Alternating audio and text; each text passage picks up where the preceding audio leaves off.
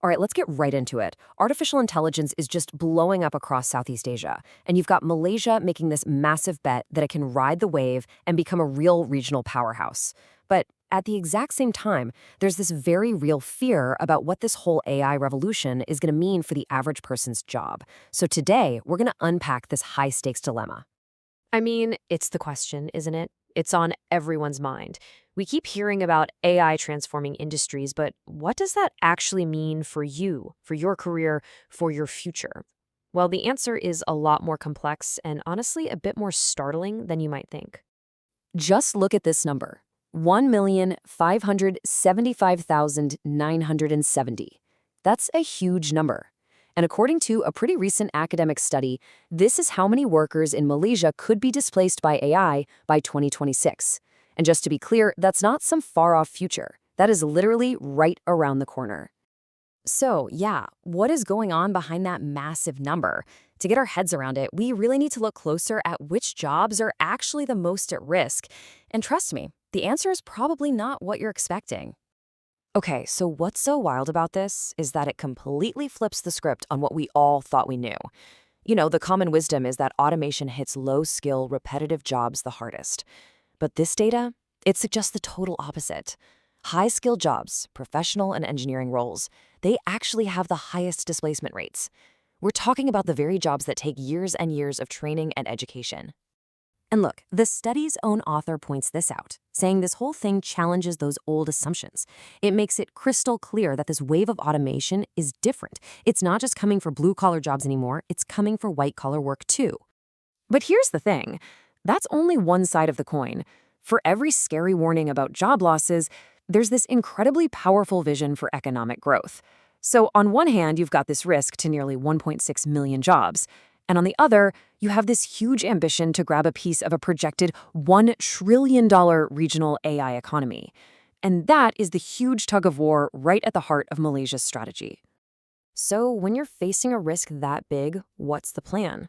Well, Malaysia is definitely not sitting back and waiting. It's actually going on the offensive with this really bold national strategy to not just survive the AI wave, but to lead it. And let me tell you, the government is moving fast. Just in the first half of 2024, they launched the country's very first AI faculty at a university, they rolled out a 5-year talent roadmap, and they formed a national consortium.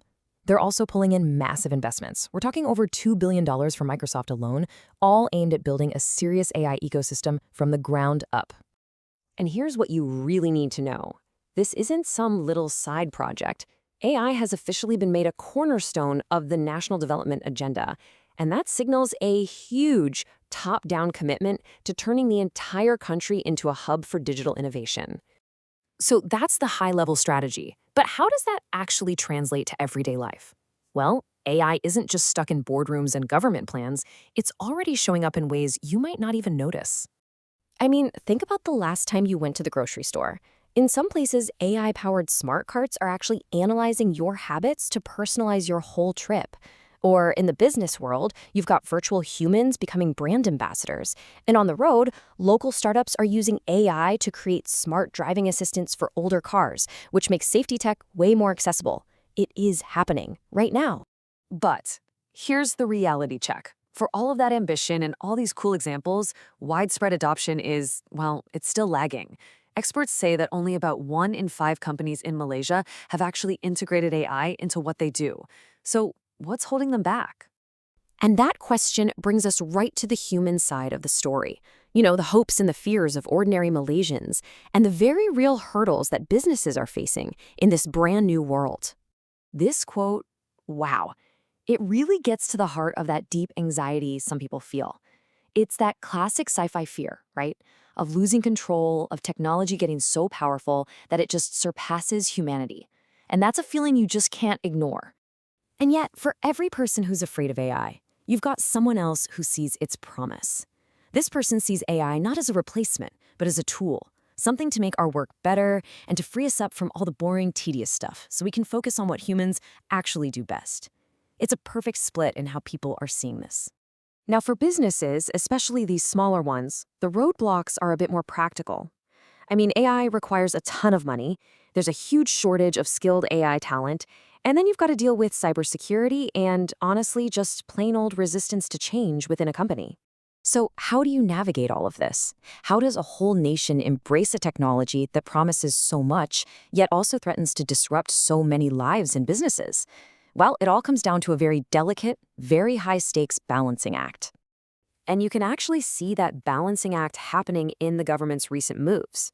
Right alongside that big push for innovation and talent, they're also building guardrails. There's a new cybersecurity bill, changes to data protection laws, and a plan for a national code of ethics for AI. All of this shows they're trying to manage the risks responsibly. The key here is that policymakers are trying to find that perfect sweet spot. They have to encourage innovation, they want it to flourish, but they can't do that by sacrificing security or privacy or ethical standards. And that's a challenge every single country is grappling with right now. And that brings us right back to where we started.